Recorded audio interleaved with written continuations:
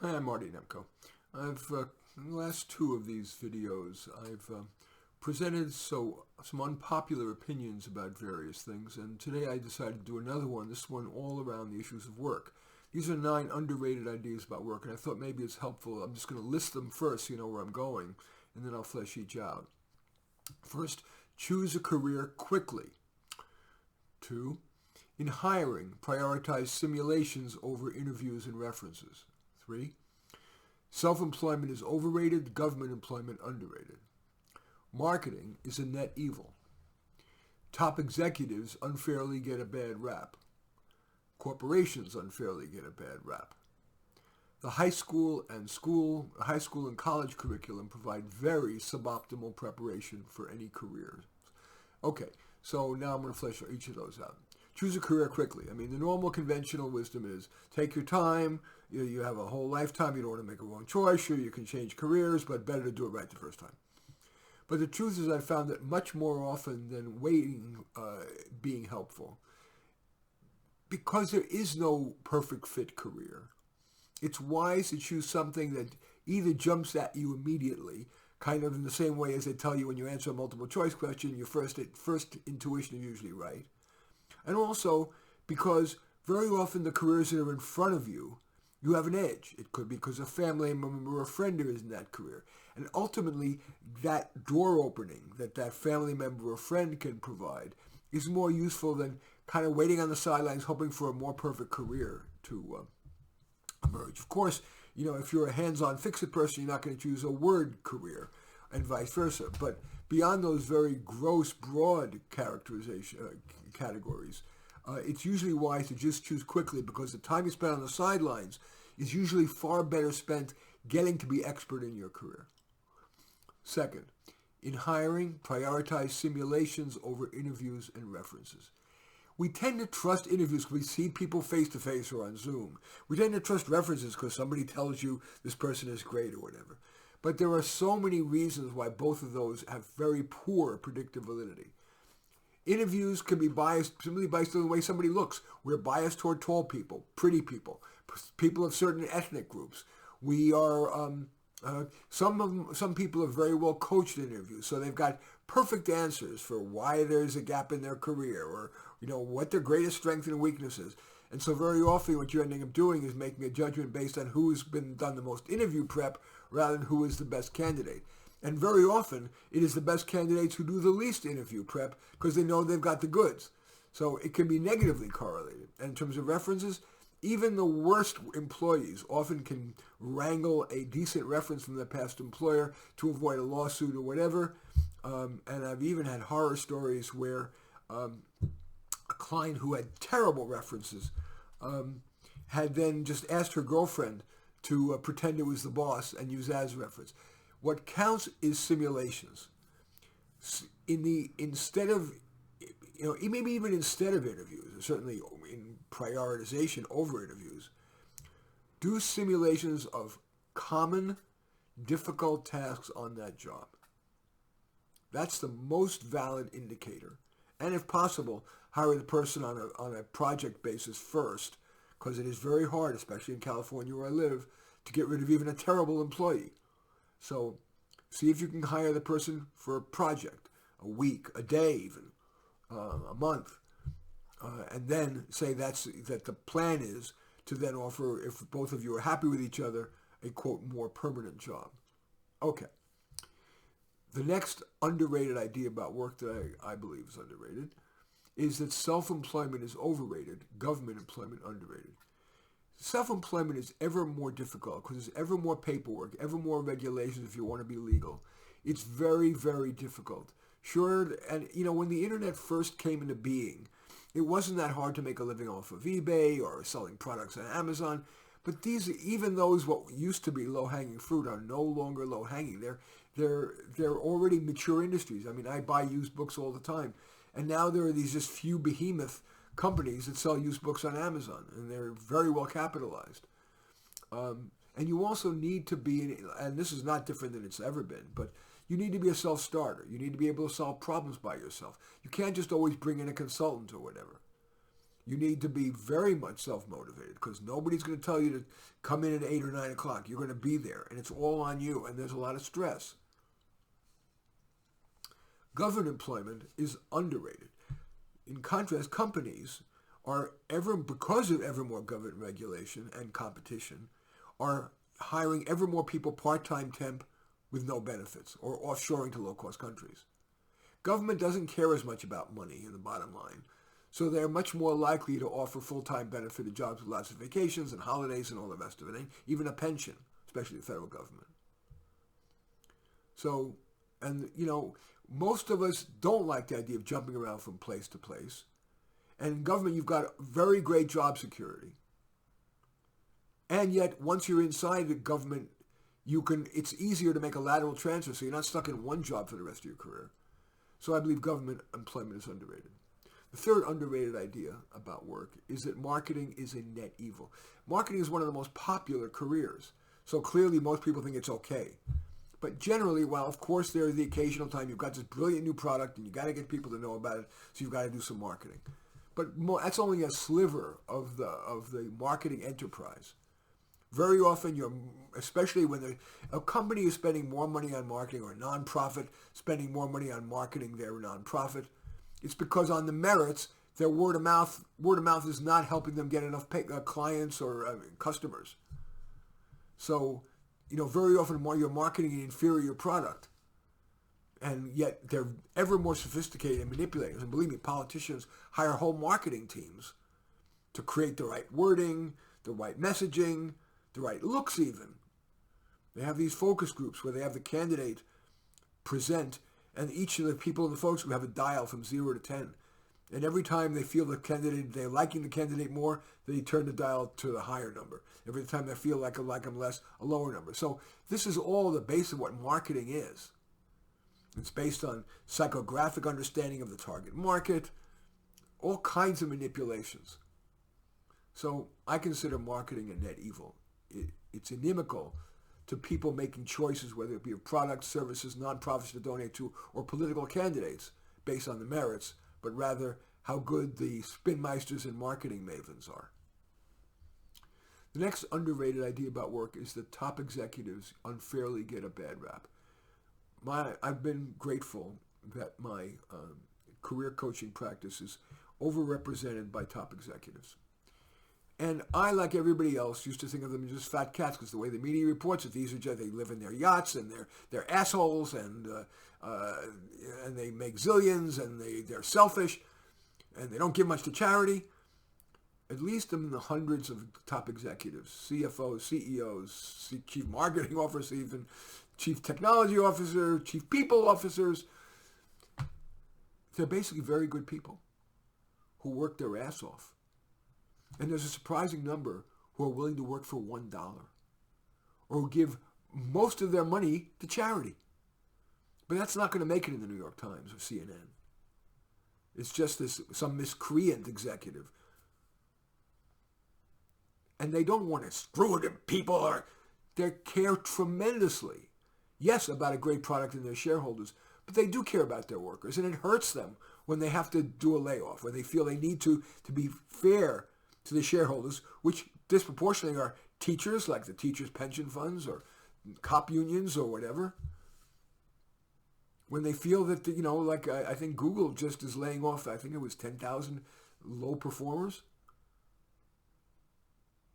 Unfortunately, there are, especially in this era of the quiet quitting, where people are just slowing down, and the media and colleges have created tremendous antipathy to corporations. There's a hell of a lot of workers who do the minimum. I remember reading a study last year, this was a UK study, that of 2,000 office workers, the average amount of work that those, quote, full-time office workers did was 2 hours and 27 minutes. So no wonder corporations want to let them go, because remember, in addition to the salary, there's the benefits and all the regulations and rights they have. Quote, rights. If they feel they've been treated unfairly, there are certain categories, it's racial, gender, sexual orientation, aging, all of those things. Can't be on the merits, they can fire you on the merits, but if you feel you've been untreated fairly based on those things, or even if you don't, but you want to keep your job, corporations spend a fortune on lawyers to defend those lawsuits. Some are legitimate, some are not. those executives are having to, they spend a hell of a lot of time dealing with that stuff. I think over in general, a kind of a corollary, underrated idea is that corporations are unfairly get a bad rap. I mean, corporations make everything that we need and use affordable, whether it be the lunch I just ate, the fruit, or I had spanakopita for lunch, the Greek cheese pie.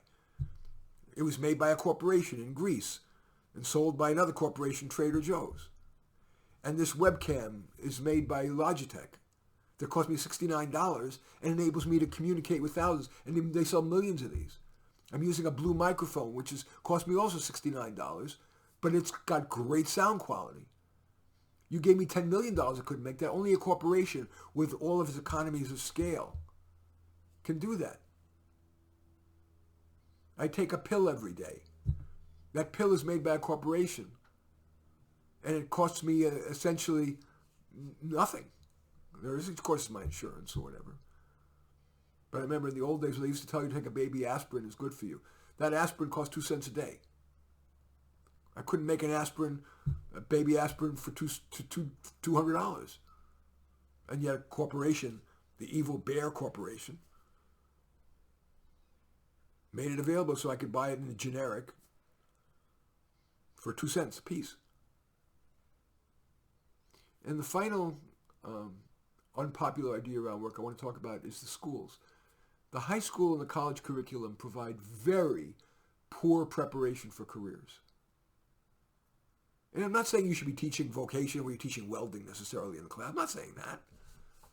But every career, even from blue collar to white collar to professions, requires the ability to do critical thinking and reasoning. To be a good citizen requires critical thinking and reasoning and good verbal communication skills. Very good verbal communication skills and writing skills. And yet, the high school and college curriculum is larded, yes, larded, with the tyranny of content. In math, from quadratic equations to the intricacies of calculus, that most people, even, I interviewed a CEO of a software company, big, excellent guy. He never uses any of that. And most people I've spoken to, including engineers, rarely use that advanced math. And then, of course, there is the tyranny of content in the history class, where they expect you in high school to cover everything from the ancient Romans to present-day history, European history, American history, Asian history now. That tyranny of content militates against being able to reason critically. I'd rather see a high school whole year course study FDR's decision to not enter World War II, its pros, cons, why, ethical considerations, economic considerations, scientific considerations, military considerations. If a whole year was spent on that, I would bet that kids and was spent critically analyzing and debating all that they would learn more for the real world of careers than by covering everything from the Peloponnesian Wars to the war in Afghanistan. So, just to summarize again, 9 underrated ideas about work. Choose a career quickly. In hiring, prioritize simulations over interviews and references. Self-employment is overrated. Government employment underrated. Marketing is a net evil. Top executives unfairly get a bad rap. Corporations unfairly get a bad rap. By the way, I didn't mention about the corporations. You know, the fact that my daughter, when she was a little kid, could invest $25 and buy a share of Disney stock is amazing, that she gets to participate in the most brilliant minds who work for Disney, Pixar and the like, and she gets to have a share of their profits with her $25. And millions of teachers and social workers and cops and other people saving for college, saving for retirement, are able to invest in the best and brightest. If you buy Alphabet stock, you're all those smart people who work for Google. You're getting to invest in them, even if you're no brainchild yourself. Corporations unfairly get a bad rap. And as I said, the high school and college curriculum is so tainted by professors who love their theory and their academic subjects, and with callous disregard for the needs of students to improve their critical thinking skills. And we live in an era also in which radicalizing students is ever more, at least an unspoken part of the curriculum in high school and especially in college. That is not preparation for success in a career. Actually, I want to end this podcast in an unusual way. Thanksgiving is tomorrow. So, for the hell of it, I just want to share some things I'm grateful for. I'm 72 and a half years old. I'm grateful to be in as good health as I've ever been, physically and mentally. I'm able to ad-lib and do these podcasts. I'm able to write every day. I have all the energy I ever had. I work 70 hours a week. So my physical health, and according to my doctor, I'm in perfect health. I'm very grateful for that because my age peers are having issues. Some of them are having big issues. And I'm grateful I have no issues yet. That's part of why I make the most every day, because it can't last. I am grateful for the ability to make these videos. And I have over 7,000 followers, and I'm grateful to all of you who would choose to subscribe to my videos. I like that. And of course, I like your thumbs up that you give me and the nice comments. Generally, the thumbs up ratio is like 20-1. It's wonderful. I'm grateful. The comments are generally very nice, thoughtful. I'm grateful for my wife's hip, Dr. Michael Carr. My wife needed a hip replacement. And she was in such terrible pain with her arthritis in that hip that she really, had slowed down her walking immensely. She had trouble getting in and out of a car. And then this wonderful Dr. Michael Caravelli at St. Helena Hospital, she was out the same day. She tossed away the walker in 4 days. She now walks as fast as anybody else. And she's signing up for a tap dancing class. Dr. Michael Caravelli is an excellent orthopedic surgeon and a nice guy. And I am grateful to him on behalf of my wife. I am grateful for my clients. I've had over 6,000. I'm especially grateful for my long-term clients. I have some who I've worked with for over a decade. And it's been very gratifying to see their progression, very often from lower level work to sometimes very senior, very important work. I have one that comes to mind who's involved in creating a next generation, I can't reveal any of the specifics, but really next generation mind-blowing entertainment. I'll just say that, and it's really fun to watch all that. I'm grateful to Rich Heyer. He is a professor emeritus in the School of Medicine at the University of California, Irvine, and the editor of the journal Intelligence. And he has assembled what we call the Magic Nine, some of the world's leading young researchers in the study of higher order thinking, cognition, problem solving. And we convene quarterly to share ideas, which cross-fertilizes us all. And if it weren't for Rich Heyer, it would never happen. Rich, I appreciate you and your friendship. I've grown just in this year to become a fan of certain podcasts. I've rejected a bunch, but there are a few I want to call out. Sam Harris, I love his podcast. It's called Making Sense. Very thoughtful views about artificial intelligence, the role of metaphysics, if anything, in the world, ethics certainly. Dwarkesh Patel, who talks too fast, but he's really gotten me up to speed on artificial intelligence and things computers. Lex Friedman, who has convinced me that despite being rather laconic and not a great interviewer, his kind, patient demeanor and intelligence allows him to keep me interested even in a 3-hour podcast. And he will interview conservatives and liberals. I like that. And The Durst Show. Excuse me, I sneeze. That's Alan Dershowitz's podcast. He does one every day. He's always 83 years old. And although he's taken heat for having defended O.J. Simpson and Donald Trump. He's also a big liberal and defended lots of liberal people. And he's basically a liberal with some conservative and moderate views, but he's smart. At 83, he's still got all his marbles. He's very smart. Then there is a bakery, of all things, that I'm very grateful for, and I just discovered this year also. It's called La Chaitanya. It means the chestnut. It's in Lafayette, California, and it makes the best tasting things I've ever put in my mouth. The best French butter croissant I've ever eaten. Some of the best the best sourdough bread I've ever eaten in my life. And the owner of that is a tiny little shop. There's always a long line out the door because he's run it not like a factory. It's a small artisan business. The owner is named. He's there every day. His name is Michael Faircloth, early in the morning.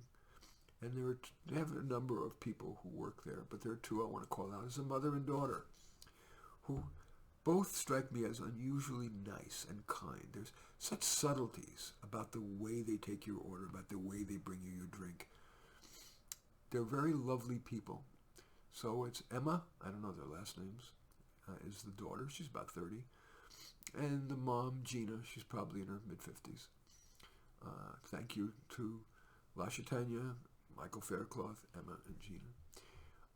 This is going to seem silly, but I am the opposite of a clothes horse. But there is this one thing that I wear that I love. I'm going to put it on now. It's a $24.99 fleece I bought 2 years ago from Uniqlo. It's a chain. I love this color, and it's not solid. It's light, but it's warm. The zipper works beautifully. I like the color. I like the way it looks. $24.99, and it will never wrinkle because it's fleece material. I'm grateful that for $24.99, I could buy this. I wear it 2-3 times a week. And I'm grateful, finally, and this is another thing, just this year, I've always loved Broadway overtures. I think of it as an underappreciated music form. But I've come to love the particular overture above all others, and that's the one to Gypsy. And I've listened to various versions of it, and I love many of them. But the one that I just love, which is not just audio, but video, is something called, they put together a bunch of musicians who played in shows on the West End of London. And they divided up the screen, like on Zoom, to 16 different people. And so I'm going to play it for you now. I'm a little nervous that it will somehow it won't get work I don't know, that it'll somehow the time will be off compared to this. But I'm going to try it. What the hell? Because I love it. And I'm going to have to show you the video, too. So let's see here. All right. Kings of Broadway. Okay, let's see what happens.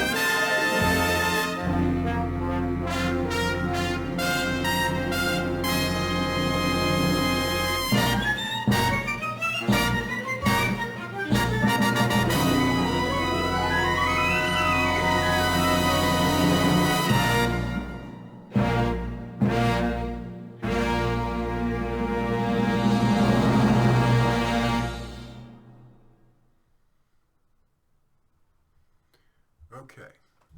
So, oops, I gotta stop the next one. Okay, good. I'm doing that. All right, now.